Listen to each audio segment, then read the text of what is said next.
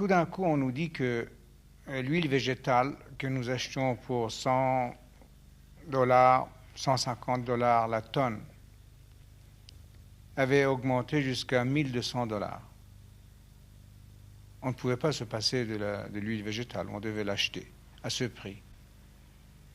Et ce n'était pas un prix qu'on aurait pu marchander ou bien aller sur un autre marché, c'était quelques pays qui avaient le monopole de ce produit. Bon. Tout d'un coup, on nous dit que le sucre est monté à 1400 dollars la tonne. Nous achetions le sucre vers 65 dollars. Le blé, on l'a acheté vers 60-65 dollars. Tout d'un coup, il est monté à 245 dollars la tonne. Ça, c'est des produits agricoles, industriels. Depuis l'année passée, nous achetons en Europe ce que nous achetions auparavant pour 35% plus cher. Quelquefois, c'est bien davantage. Et ils savent très bien mettre quel prix sur quelle chose. S'ils savent que nous avons absolument besoin de ce produit, qu'il est indispensable, tout d'un coup, le prix augmente d'une façon extraordinaire. C'est pour ça que nous disons, mais il faut quand même une relation entre ce que nous possédons et ce qu'eux possèdent. Mais comment est-ce que cela se passerait concrètement? Eh bien, concrètement, j'avais proposé, suggestion, de rattacher le prix du pétrole à 20 ou 30 commodités. On me dit que c'est difficile. Je n'insiste pas. Mais j'attends une contre-proposition. Il faut que ce soit indexé contre quelque chose. Ou bien contre l'inflation, ou bien contre quelques commodités. Je ne vais pas être très pointilleux à ce sujet, mais il faut qu'il soit indexé. Est-ce que ce système d'indexation ne mènerait pas à une incertitude généralisée sur les marchés mondiaux? On n'aurait jamais plus de prix fixe pour rien du tout. Ah, mais vous n'avez qu'à contrôler votre inflation. Que penserait Votre Majesté d'une solution qui viserait à ne plus formuler le prix du pétrole en dollars? Eh bien, on y pense, on y a discuté. Que pourrait proposer Votre Majesté? Évidemment, ce sera aux experts de l'organisation de penser ou de proposer quelque chose. L'or, je ne sais pas. Le droit de tirage spéciaux, peut-être. Un dollar qui perd de sa valeur pourrait être remplacé par une unité de compte calculée sur la moyenne de 16 monnaies différentes. Ce seraient les droits de tirage spéciaux. Votre Majesté ne pense-t-elle pas qu'il est difficile d'augmenter pour l'instant le prix du pétrole alors que la demande mondiale est en régression? Est-ce que le marché actuel n'est pas en faveur des pays consommateurs? Non, je ne crois pas. D'abord, nous n'insistons pas à vendre tellement en tant que quantité que en tant que le prix réel du pétrole. Et quel est le prix réel du pétrole?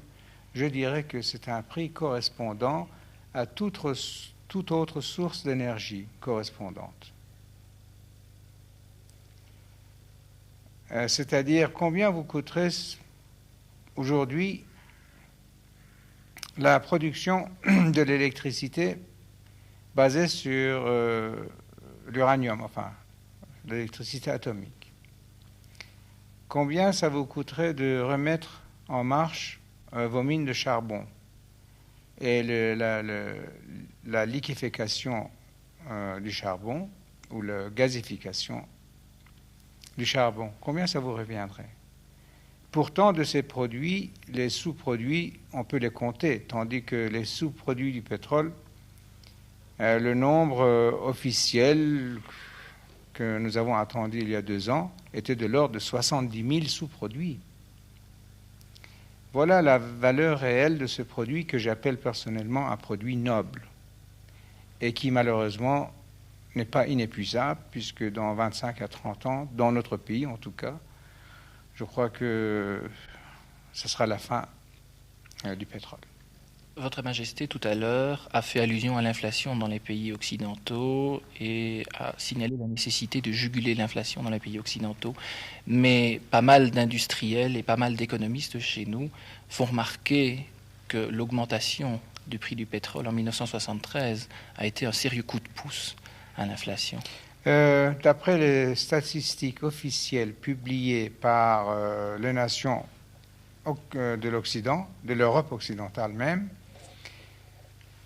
l'inflation était de l'ordre, ça veut dire notre pouvoir d'achat a diminué de 40%, et c'est prouvé par eux, tandis que l'effet de l'augmentation du prix du pétrole sur l'inflation occidentale était de maximum 2%.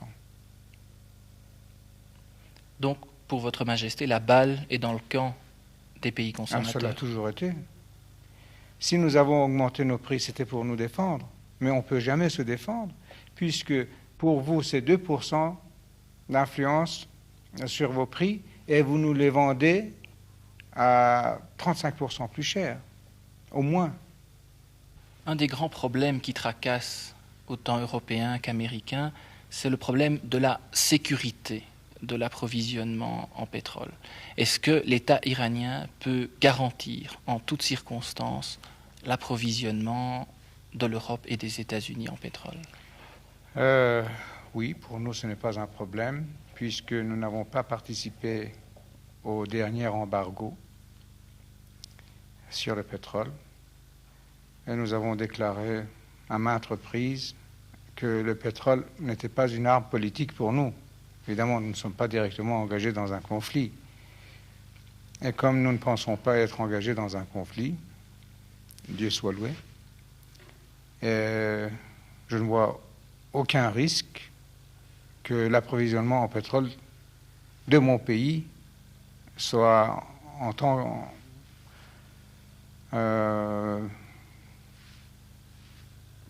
que ça soit menacé de toute façon.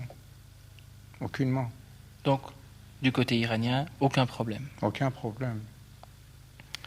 En Europe et aux États-Unis, le rôle joué par les sociétés, ce qu'on appelle les sociétés multinationales du pétrole, est très controversé. Est-ce que le moment n'est pas venu de régler les problèmes énergétiques de gouvernement à gouvernement et laisser un peu de côté les intermédiaires privés? Lorsque j'étais à Paris, au mois de juin de l'an dernier, j'ai osé faire une déclaration pareille, que peut-être la meilleure solution, ce serait de traiter de gouvernement à gouvernement. Donc, j'ai déjà annoncé officiellement ma position personnelle. Et les premières réponses que vous sentez? Je n'ai pas entendu d'écho, ni dans la presse, ni dans les milieux politiques ou financiers. Personnellement, je n'ai rien entendu. S'il y avait un grand bruit, vous l'auriez entendu en Belgique. L'avez-vous entendu? Non. Pourtant, c'était dans une grande conférence de presse à Versailles.